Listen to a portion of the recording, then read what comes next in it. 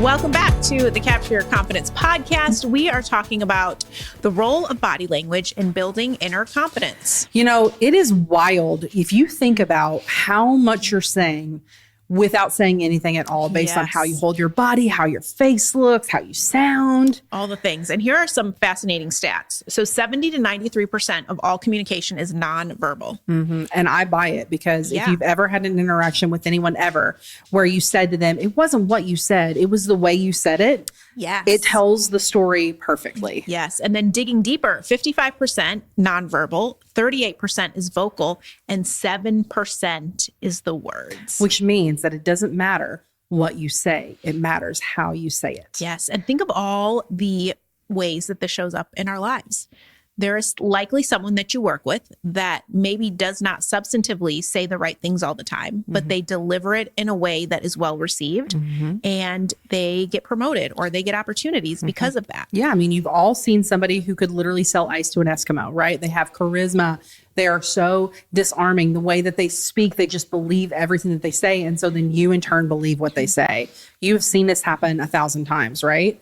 And same for the reverse, right? Like if you see somebody who's just like, I don't know what it is about him, but just like, something rubs me the wrong way or something's off-putting or he's always in such a bad mood. Well, maybe he's not in a bad mood. He just doesn't know how to hold his face.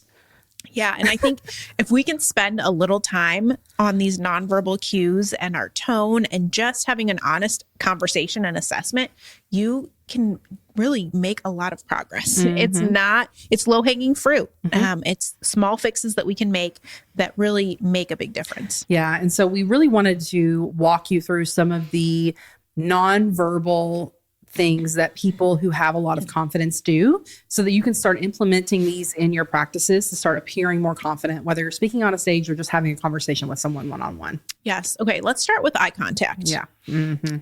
Because I don't know if it's the social media or not even social media, the phone sort of a thing. Like we're not having as many direct conversations or what, but I noticed that I have a hard time maintaining eye contact with a lot of people. Because I don't know what they're doing, but they're not making eye contact back. I have actually had circumstances where I have been on edge about the level of eye contact someone had with me because they were so good at eye contact and I'm so not used to it. Yes, I remember this. Yes. And so I just think too, like, you know, obviously there's a delicate balance here of not like stressing someone out with your laser locked eye contact, but it does display this air about you that you're not uncomfortable really seeing someone and really paying 100% attention to them and digging into the conversation with them. Eye contact is I think it's an uncomfortable thing for people to do. Yes. And, you know, it doesn't mean, like you said, that's a great point. It doesn't mean holding it until the end of time and making things uncomfortable. It just means knowing that it's a very effective tool when you are trying to communicate and connect with someone. Especially when you meet someone for the first time. Yes. Like locking eyes with them. Hey, it's great to meet you. I'm so-and-so. And then keeping eye contact when they introduce themselves. You'd be amazed at how far that can go for you. Yeah, that makes such a big difference. Okay. Positive voice tone. If you sound like you're mad, they're going to think you're mad. I don't really know another way to say it. Yeah. So the term for this is like paralanguage. Yeah. And it's not the actual language of the words you're saying, but it's all the stuff that surrounds it. How you deliver it, how fast you're talking, your tone, your pitch, all the things. For sure. And again, if we think about this 38% being vocal, right? 38% of the way that they perceive the conversation is going is how they're hearing it, how it sounds. And so even recording yourself, I'm a big voice memo sender. So even recording yourself and playing it back before you send it can be really eye-opening. Like, I sound like I'm in a hurry. Like I'm rushing this conversation. Yeah. I sound like I'm supremely annoyed because I'm probably doing something else while I'm sending the voice memo. Yes. Yeah. You know, okay. So funny enough, you are the person that got me turned on to a voice memo because that is your way of communicating a lot of the time. And I truly think it has made me a better communicator. Aww. Because I just had this epiphany because I'm not typing behind a screen the whole time. I'm having to actually communicate with words. I'm getting so much practice in. I will say that I started doing voice memos because I felt that when I was saying something in text, you couldn't hear my sincerity and my enthusiasm. And I just wanted people to hear my like passion for what I was saying, especially if I'm sending a friend a note talking about how proud I am of them. I just want you to hear like how much I mean it, kind of a thing. Yes. And I feel like if I write it, it could either be misconstrued or you might miss that.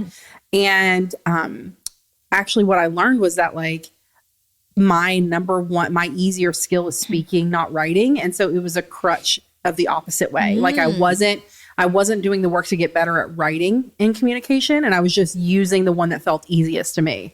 So it's really funny that you say it's made you a more confident and better communicator, because it was like initially a crutch for me. Yeah, that's funny. So I bet if we were consistently communicating, right, then your writing would be stronger. Yeah. Because you'd be doing the one that's not your most natural version. It's the punctuation that really trips me up. I'm not going to lie to you. It's the periods and the exclamations and trying not to send too many exclamations that get me. Yeah, for sure. I feel that. Okay. So effective gestures and posture. For sure. I mean, the way that you hold your body, like if we're hunched over and we're like curled up versus like if our shoulders are back and our head is up and we're nodding and we're engaging, and the way that you move your body, like when I have a conversation, I'm super expressive. And actually, it's kind of disarming to some people if we're in a conversation. When it's on a stage, I find it's really helpful, but I have to work on sort of muting some of my gestures when I'm in a one-on-one conversation, because it is so flagrant, so much, right? Yes. And I think awareness is really important here, because I don't think most people want to go into a conversation appearing grumpy. No. Sometimes people are just deep in their thought, or nobody's ever told them like, hey, do you know that you look super angry? Who doesn't have 75 tabs open in their brain, right? There's obviously something else going on all the time for you while you're having a conversation, but you probably don't want other people to feel that way in an interaction with you. Yeah. And so how can you compartmentalize and pay attention to your expressions and maybe like shut the tabs down mentally and really focus on the one that ought to be open until you're done with that interaction?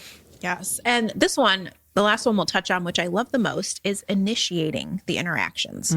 Being the first person to make the eye contact, reach out for a handshake, have the positive body language, gesture appropriately. You're setting the tone for the conversation. The person who leads with the most open, nonverbal communication is the person who everyone remembers when they walk out of the room. Yes. No one will forget you if you initiate with positive paralanguage. If you make eye contact, if you shake their hand, if you give them a hug, whenever you leave, because you had a really strong connection, right? Like they will remember you 10 out of 10 when you were confident enough to leave with a kind of open and enveloping gesture that matches the energy that you brought. Yeah. And if we go back to the stat, so 7% of what we're saying, the words matter, right? They take up 7% of the mattering. And we spend probably 90% of the time, 99, right, trying to master the words. And we spend 2% of the time working on the stuff that takes up the other 90% of making an impression. And I have said this time and time again to my clients who get tripped up about the sales process. I always say to them, you can't say the wrong thing to the right person. And I truly do deeply believe this, that they're not going to care if you trip over your words so long as you're sincere about the process, right? Yes. And so they can feel that energy from you.